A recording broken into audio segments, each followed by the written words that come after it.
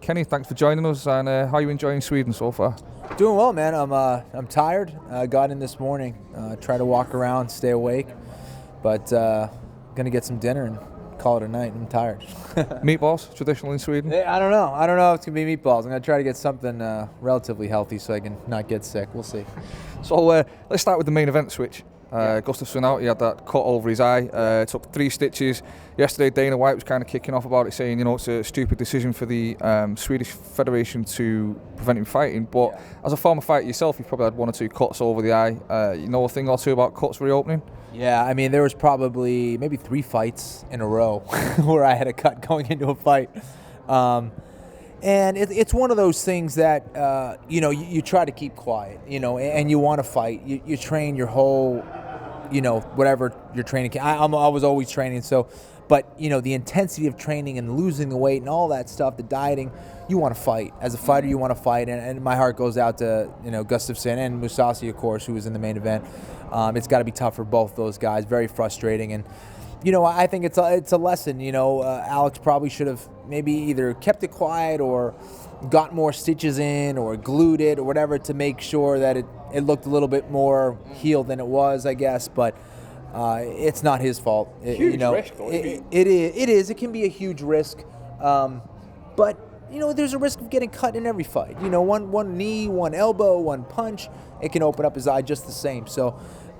Again, as a fighter, I know that Alex really wanted to fight, and that's what we all want to do. You work so hard, and it's very tough saying no to fight, especially on such short notice, a week. I mean, that's really bad. I feel bad for both those guys. And he's replaced. It was going to be such a great fight, so. Well, we might see it again down the line. Yeah. But this time we're going to see Ilir Latifi, who is, I guess, living kind of a fairy tale. He's headlining a UFC event in his first UFC Rocky fight. Balboa story here, yeah. Has he got a chance? I think he does. And I'll tell you why. First of all, anyone has a chance, especially when you get guys in the heavier weight classes. You throw leather like that, and absolutely he's got a chance. And from what I hear, he can crack pretty hard. Shot. Yeah, and he's short, stocky guy. And if we've seen Mousasi with any weaknesses in his game, it's been a wrestler who can hold him down and control him. We saw that in his fight against King Molawal, who's an unbelievable wrestler. And it's possible that Latifi can do the same thing. If he can get in and take Mousasi down and control him, and he's got 3 rounds to do it. It's not a 5-round fight anymore. It could very well go his way. So he's got the punching power, and of course he's got the wrestling background and the experience to get it done. And both these guys going in with their UFC debut, they're pretty much even on that end. So it could get tricky for Mousasi, but certainly Mousasi has the advantage going into this one. He's one at the full training camp, and he's fought all over the world, and he's dangerous as hell. And elsewhere on the card, we've got Conor McGregor making his highly anticipated UFC debut. Conor from Dublin there, the Irishman, being a Boston man yourself, probably the most Irish city in America. Yes. Interested in that one? Very interested in that one. I became interested in McGregor on YouTube. I saw his fight on YouTube, a couple of his fights on YouTube, and he's a monster. He has that innate ability of finding just that little spot where he can knock you out, and that's something that really truly is a gift, and it's something that has been really refined over countless sessions and fights, and you could see it. He's a knockout artist, and that truly is what a knockout artist is. And from what I hear, he's got excellent jiu-jitsu and very good wrestling. He works on all aspects of the game, and he's got an attitude to go with it. So he's going to be a very marketable fighter based on his style, the way that he fights, and I think we're going to see an exciting post-fight celebration as well. Just the way that he talks, he's got a tremendous amount of confidence, and that's fun. That makes someone very, very marketable, and I'm excited to see what he can do at 155 in the UFC. Yeah, I mean, I keep saying this, like, if he can get a win streak going and get the Irish Americans behind him. Oh yeah, man, I'm telling you, he's going to be fun. He's going to be fun to watch, and everybody loves a good knockout, and that's what McGregor can provide every fight out, and he's only going to get better. So, moving on slightly to current affairs. You're a friend of George St. Pierre. Yes. What do you think of this fight with GSP and Anderson Silva? In your opinion, should it happen? I would love to see it happen. I would love to see it happen. I think George can pose a problem for anyone up to that middleweight division because of his style. And his style matches up very well against Anderson Silva. Where he's going to have problems is with that weight. Can he do that repeatedly? And if Anderson Silva finds his rhythm, that's the most dangerous fight in the world. And when Anderson Silva finds his rhythm and is on to you, you're in trouble. Because he's a computer. And Anderson Silva, he's a sniper. And once he finds that angle, he's got that same ability even at the higher level than McGregor, where he is truly a knockout artist. He can knock you out with his elbows, his feet, his hands, his shoulders, whatever the heck it is. He'll find a way to get the win. And that's a dangerous fight for George. But stylistically, George's wrestling and his timing and ground game can really pose a lot of problems for Anderson Silva. So we'll see. A lot of people say it would be a blowout. Anderson Silva, would kill George. They shouldn't even be fighting. No. George handles himself very well against guys in higher weight classes all the time in training, and that's a fight I think everyone would want to see. And those guys, who doesn't want to see a super fight? The two best in those weight classes, George against Anderson Silva, that'd be awesome. So, yeah. So let me put you on the spot. Gun to your head, $100 to put it on. Which way is it going, Anderson or GSP? Well, I'm biased. I'm biased, so I'd say George. But that's not an easy fight. I mean, Anderson, he's a beast for a reason, and he's called the GOAT for a reason. But George, I tell you what, I'd go with the underdog in that one. I'd pick George. I know what he can do. I've seen what he can do, and I think it would be another win for George. Now, you're a man, obviously, that knows about moving around in weight classes. You started at middleweight, although I think you were actually under the middleweight limit when you were fighting middle. Moved down steadily to featherweight through the weight classes. Yeah. How much difference does it make in the fights in those? Even when we see guys like 2 or 3 pounds difference. It really does. It makes a huge difference. People don't realize it does make a difference. There's a reason for weight classes, especially now in today's MMA world. You're talking about it's the little things that make the difference. You may win by just a hair, and that 2 or 3 pounds could be the difference. And people think on fight night, does it make a huge difference? Maybe not so much on fight night, but it's leading up to fight, cutting the weight. When you have already cut 8 pounds, 10 pounds, whatever it is, 1 pound may seem like a marathon. So it does make a difference. I mean, have you ever found yourself literally like spitting in a cup stage just to get that last bit of? That was me at 145. Really? Oh yeah, miserable. That was misery. Moving back to the weight issue briefly, and also your friend GSP. Yeah. There was that recent debacle where it emerged that Diaz was told the day before the fight, there's this off the record 0.9 allowance. Yeah. What do you think about all that? I got to be honest. I love George to death, and I know he has nothing to do with it. It was the commission, but. It's got to be fair. If it's 170.0, I thought it should have been 170.0. But, that was up to the commission. The commission decided on that, and that's one thing they made that call. I think that,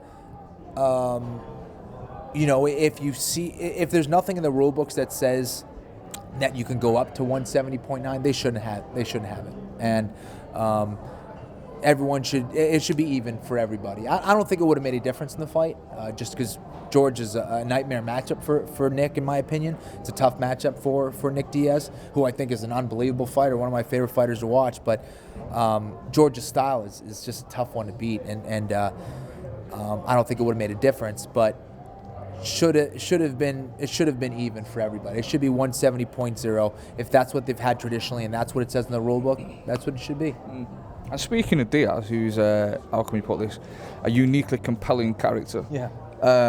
What is your take on Diaz? His before and after conduct, even during the fight when he was taking late swings at GSP. Right. Does someone need to sit him down? Dana called it a come to Jesus meeting, but I'm thinking, does somebody maybe on his management side need to sit down and kind of, because I think that he thinks he's more hard done to than he actually is. Right. You know what I mean? Yeah. Nick definitely is a unique character, man, and I think he's blessed with a tremendous amount of talent. He's a very, very hard worker. He works his ass off, and he's been in this game for so long. And he deserves respect, but I think he really gets it. I think he gets respect. I think in his mind he doesn't think he does, as you mentioned. And I think Nick will go down as one of the best fighters to get in the octagon, period. I think he should go down as that. I think that there's been some maybe maturity problems or maybe some sportsmanship issues. I didn't really like what he was doing at the end of that round, end of the first 2 or 3 rounds against George, swinging after the bell. I mean, that's BS in my opinion. That's something that shouldn't happen. And if he does consider himself a martial artist, that's not something that he should do. And because Nick is a respectful guy. When you talk to him, when you're in person with him, he is a respectful guy. And I think he sometimes lets his emotions get the better of him. And he still has some work in that era, in that arena. But I would love to see him fight again. I hope he doesn't retire. He's an awesome fighter. Hopefully he doesn't stop. I think the latest information on as of today was that he spoke to Ilir Latifi and told him that if he doesn't get a rematch with GSP or a fight with Anderson Silva, then he's going to retire. Yeah, and I hope that's not the case. Because I think Nick still has a lot of great fights in him, and he's capable of beating anyone out there. Maybe he goes into 185, fights a couple fights, gets a couple wins, and then he can fight Anderson. I'd love to see it. That would be an interesting style matchup. Next topic, which I can't think of any way to neatly segue from Nick Diaz to this, is the first transgender fight we've had, Fallon Fox. Yeah. How do you think about all that? Because the Florida Commission just said that there was no issue and they're quite happy with the fact she's fighting females. You agree? You put me on the spot today, huh? Yeah, all right. Tough questions here. Fallon Fox, I respect the fact that, she's trying to do everything right, and I think the Olympic requirements is that she has to basically do, the hormone treatment for 2 years, and then I guess you're eligible to compete in the Olympics. And I think that's something that's something that she's done or whatever. But with fighting, it's a complete different story because you're hitting another person, you're hurting another person. That's the name of the game. And for Fallon Fox, I think that no one should have a big advantage. And she was born a man. That's something we cannot deny. She was born a man, and there's going to be a lot of physical advantages because of that. You're going to have more muscle mass. You're going to be stronger. You may be more aggressive. You're going to have a lot of physical advantages over a woman that's not blessed with those same traits. And I don't want to see anybody get hurt. I wouldn't want to see a woman get hurt. I don't want to see a man get hurt. And for Fallon Fox, that could be a huge advantage. So it's not a matter of going out there and sprinting on a track. You're going to be hitting another woman in the face. So she has to be very careful with that. And I think it should be. There's a reason why there's weight classes. There's a reason why men fight men and women fight women. And while I support her and anything else that she wants to do when it comes to fighting, I just don't want to see anyone get injured. I think safety would be a concern for me. I think I would agree, because I think, she was born male, so for much of her life, she's basically been on testosterone therapy compared to females that she's in there against, Right, yeah. And then it's years of whether it's doing martial arts and fighting and doing athletics and gaining that muscle mass and all those things. And she's had the surgery and she's done the hormone treatments and stuff like that. But again, it's all those years leading up to that, which would be a concern for me. But I wish her luck, for sure. And now here is a neat segue, because this just occurred to me just before we wrap this up. TRT. Yeah. Speaking of testosterone, your thoughts on that? It's something that I've spoken out against for a long time. It's become a great excuse to use testosterone. And there's a lot of people. I'd say 95% of the people out there or more are using it as an excuse to have an advantage. And again, another physical advantage over another competitor. And the same reason that I don't agree with the thing with Fallon Fox is the same reason I don't agree with TRT, is that it's giving a human a physical advantage over another.